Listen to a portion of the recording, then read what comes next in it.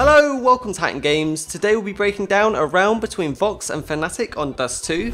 This one doesn't actually end up in their favour, but pay close attention to what they do, as I feel it could have worked flawlessly with a bit more patience from VOX's side. So VOX's plan is to have 2 mid, 2 short and 1 lurking long.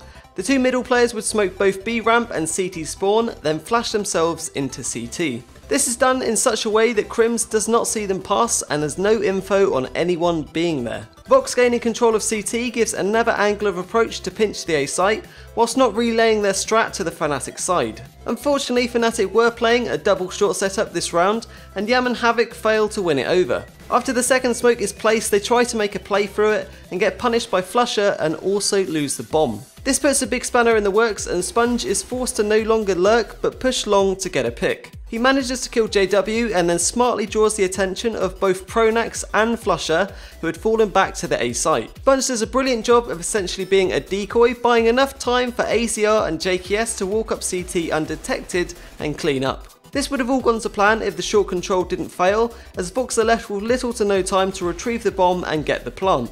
Of course, Fnatic play it to the book with their positioning and deny them from taking the round. Jumping into the pods to take a closer look at each player's role, we'll start with Yam, who waits for the smoke on Xbox, then runs up catwalk with Havoc. It looks like he attempted to flash Havoc in, but as soon as the second smoke comes down, they cancel and he opts to crouch through the smoke and gets punished by Flusher. This could have been an attempt at boosting Havoc up onto the short box.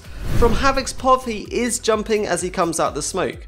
This would be a pretty elaborate double peek with Yam crouched and Havoc flying onto the box, but I feel it's too fancy and they should have just waited out the smoke and called for a pop flash from lower. Sponge's role is the lurker. He instantly throws 2 flashes deep into long to try and keep 2 of the Fnatic players there early on to allow for an easier short take. He sets up a nice smoke for Xbox to let his team move up and proceeds to hold at long.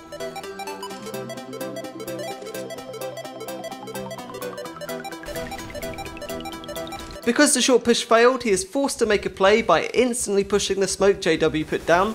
Winning this duel was crucial as it opened up Fnatic's defense and allowed him to buy enough time as a distraction for both AZR and JKS to push CT without being spotted.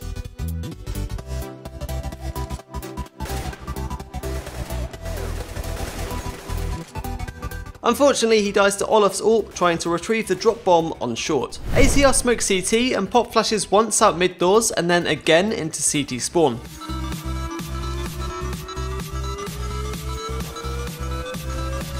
He walks up with JKS until they reach site and kills Pronax from the side. In this situation, I felt we could have gotten both Pronax and Flusher since they were lined up with each other, but they end up getting the trade anyway.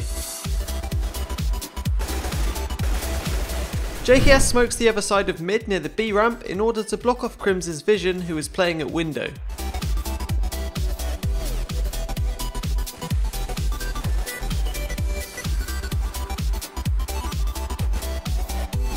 Once he is done walking through CT, he gets the tray kill onto Flusher and then has to retrieve the bomb on short together with Sponge. JKS manages to get the bomb, but at the cost of Sponge's life.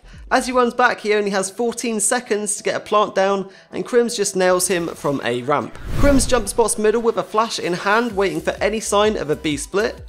Once he hears the CT spawn smoke bounce off the wall, he goes for a nice flash peek, but by this point the T's are already through CT spawn and he is none the wiser. The reason he is playing such a passive setup is because in previous rounds, VOX did the same 2 smokes at middle but turned it into a B take. This would cause Crim to be wary for extra members of VOX waiting to go for a B split. Only when it is too late that both Pronax and Flusher die from CT can he rotate with good info. He is free roam to the A site as both Sponge and JKS must retrieve the bomb from short and get a plant in time. This allows Crim to set up in the perfect position to close out the round. Flusher holds short together with Pronax and picks up 2 really easy kills on Yam and Havoc. He also spots the bomb short but rushes back long as Sponge makes the kill onto JW. At this point he is totally concentrated on long and Pronax is still worried about short.